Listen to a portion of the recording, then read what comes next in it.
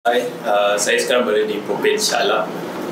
Saya nak cuba cryoterapi selepas event iaitu Powerman.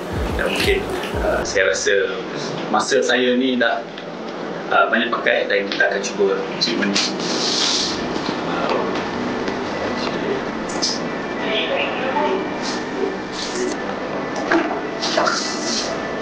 Saya first time buat ni. Slowly memang biasa ice bath lah. Lepas race ke, basically after 24 hours memang ada symptoms tu lah, the syndrome of muscle soreness. Okay, dah selesai. Memang sejuk.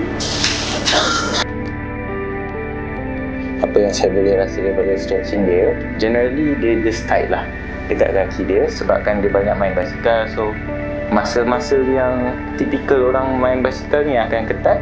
Basically macam hamstring, dia punya hip flexor kat tepi ni. So sekarang ni saya tengah stretch hamstring dia.